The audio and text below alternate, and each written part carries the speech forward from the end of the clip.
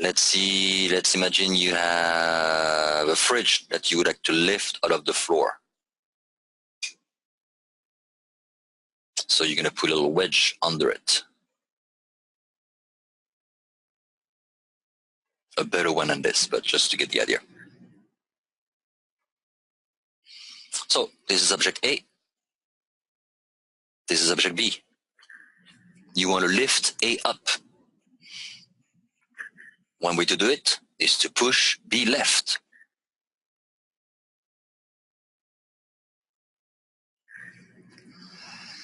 Or what we could look for is several things. We can calculate the force F so that the whole thing move at constant velocity left for object B, A, up for object A. Or we can try to apply the minimum force F so the system remains at equilibrium. Or we could try to figure out the maximum force F for the system to remain at equilibrium. So let's look at F min. The nice thing about doing one of the two, F min or F max, is if you know how to do one, you can do the other one easily. All you have to do is flip the direction of the friction. So that's a keyword that's important, min. Ooh. So what is the minimum force F to keep the system A and B at rest? Obviously and conceptually, let's imagine we give an MA, we give an MB, we give a μS, μK, the restriction between B and the floor, between A and the wall, and between A and B. And let's imagine that we know this angle alpha. If we need to apply a force F that is given to us to be horizontal, then obviously object B is going to move towards the right and A is going to move down. So we're trying to figure out what is the minimum force, big F, that we can apply to B to prevent it to do so. So whenever you're looking for blah blah minimum, and blah blah can be anything, an angle or a force, think of it while it is not there. So take it out of your reasoning. And as you take it out, you identify the direction of motion or the tendency of motion. If you apply F min to keep the system at rest, it implies that if you don't have any F, B is going to move towards the right and A is going to come down. Bang! Now you know the direction of motion, the direction of friction. If the tendency of B, as you ignore F min, is to go towards the right, then you know that friction is going to go towards the left for B, and it's going to go up for A between A and the wall. Does that make sense? We're going to look at the functional form of that stupid friction between A and B after that. Good. Similarly, if you were looking for the maximum force F to keep the system at equilibrium, then imagine that this force is huge. If this force is huge, obviously B is going to tend to go towards the left. Therefore, friction between B and the floor is towards the right. And if B goes left, it goes up. Therefore, the friction between A and B, A and the wall is going to go down. Good. In both cases, F min or F max, let's go back to F min. If you take out F and imagine it's not there, again, the tendency of B is going to go right. Therefore, friction is going to go left. But remember the keyword, minimum. Aha, so now you know that not only static friction is left between B and the floor, but it also takes its maximum value. Which also makes sense because you're trying to find the minimum force F, which means that you want friction to take its maximum value and do most of the work as possible for you. Then you just apply the difference that it cannot handle. Okay? So that's how you want to think about it with those F min and F max. If you're looking for something minimum, imagine you take the limit for very, very low value or 0 and look at the tendency of motion. This will give you the direction of that frictional force. Similarly, if you're looking for something that is maximum, imagine that this is huge And based on this, identify the tendency of motion, and you know that the direction of friction is opposite to that. Perfect. So, if we want F min to keep the system at rest, let's do a free diagram on A. We've just said that if we're considering F min, keyword minimum, therefore we know since the system is at rest that we not only deal with Fs, but we now deal with Fs max. If F min is considered not to be there, we know that the tendency of motion of object B is going to be towards the right, and A is going to be down. With that in mind, let's complete a free diagram for both A and B. Let's start with A, that's the easiest. We have the weight, MAG. We have the normal force from the wall on A. The wall is vertical. Let's call this N wall. The tendency of A, we just said, is to go down. Oh, wait, we're not done yet. Normal force. There's obviously a normal force between A and B. It's coming from B acting on A. So it's that way. Let's call it NAB. And now friction. Let's consider both friction between A and the wall and A and B. If the tendency of A is to go down because we're looking for F minimum, then the friction between A and the wall gotta be up. And this is mu S times the normal force corresponding to the normal force coming from the wall, which is N wall. And now here is the question for champion.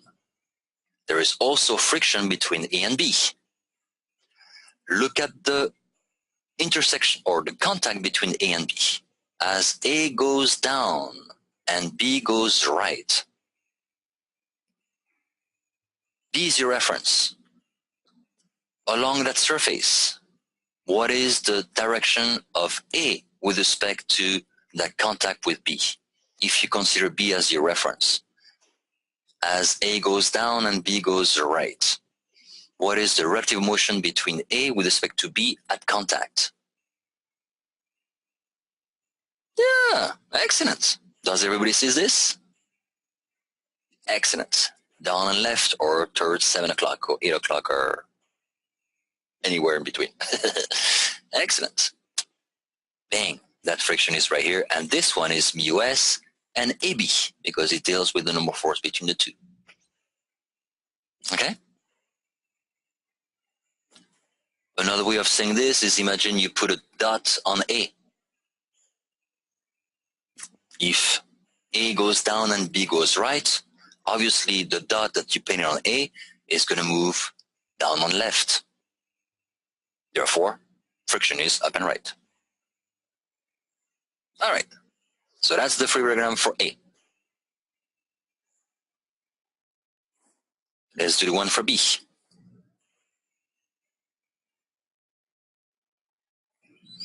The weight, as usual, MPG. Normal force, there is two contacts. B, friction is up and right, right? Oh, I'm sorry. Yes, thank you. Oh, ding, ding, ding, ding, dong. Mu S and B. Thank you. Let's confirm this.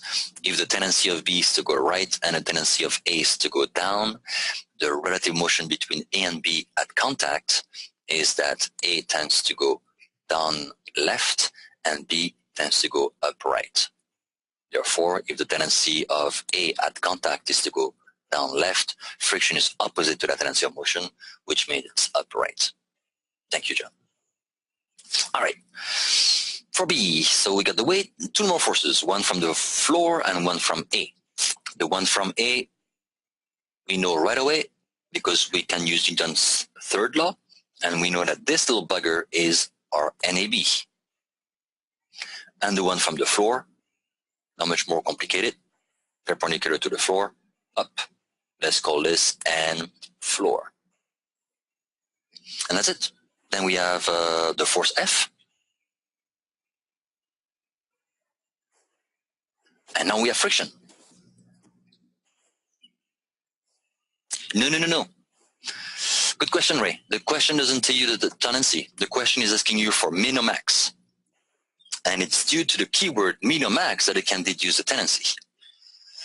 So remember, if you're looking for something min, the technique is imagine that this quantity is 0.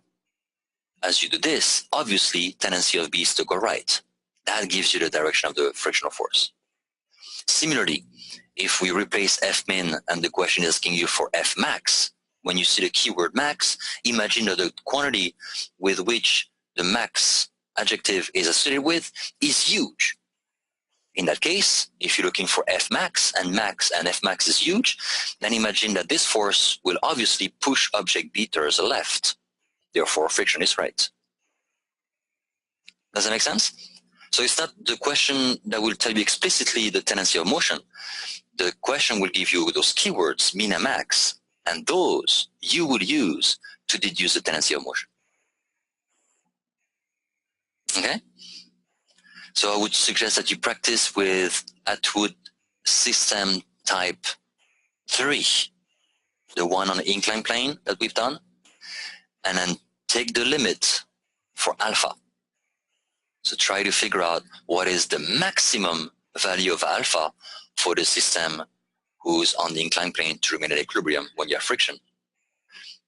And then use the same technique. Obviously, for an inclined plane, the tendency of motion is obvious, but you can confirm by using that technique. Okay? Does that make sense? Ray, did you answer your question?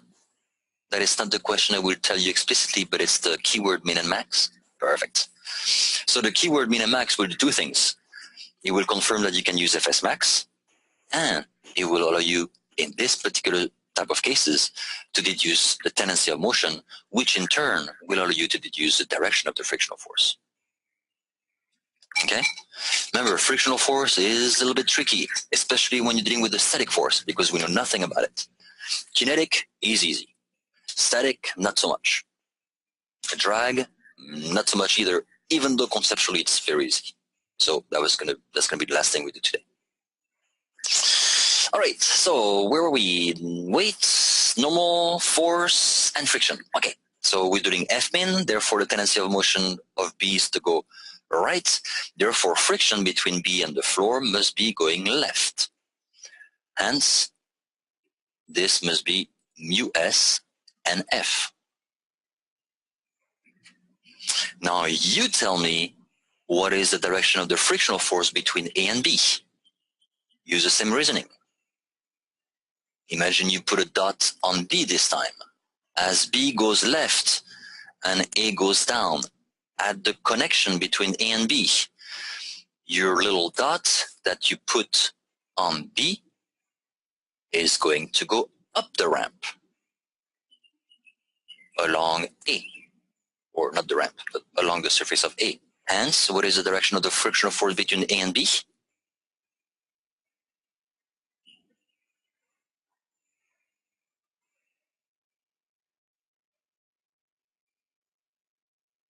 Yeah, exactly. So again, if B goes right and A goes down, that little dot that I drew on B at the contact between A and B, that little dot is going to go up and right. Therefore, friction must be down and left. This will be mu S and AB. Okay? So it's a little bit different than the previous problem with Atwood, where when we dealt with the object squeezed between another block and a table, both friction were in the same direction. In this case, they're opposite as we flip from one system to the other. Okay? All right, so now we've done our free diagram. The rest is easy. Let's pick a current system. We have a system at rest, so it doesn't really matter. We can pick anything we want. We have plenty forces, vertical and horizontal. So let's do this.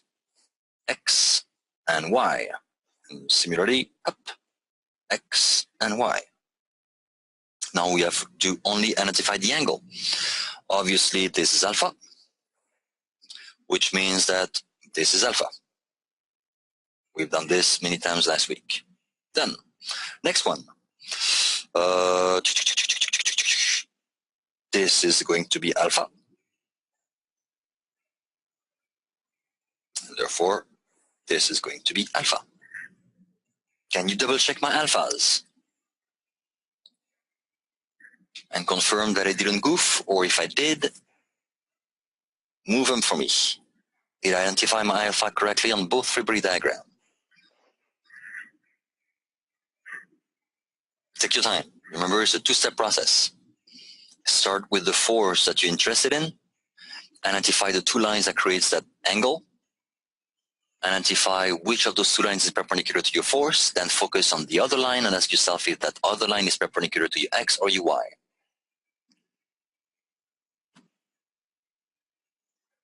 So far, so good? Team is good. What about everybody? Question. After we do the first program, since friction is a force, if the objects are interacting with each other, our frictional force between them should be opposite according to Newton's third law. Yeah, that's another way to look at it. Absolutely. Absolutely, absolutely. Yep.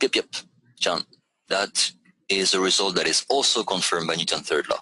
Yes. Good. So really, you don't only have to sweat on the first one. And once you're confident about the first one, bing! Yes. Good. Perfect. Okay, so if we're all good with our angles, then all you have to do now is write the equations. That's chapter 2. That's a piece of cake. We just have a little bit of them, but same old same.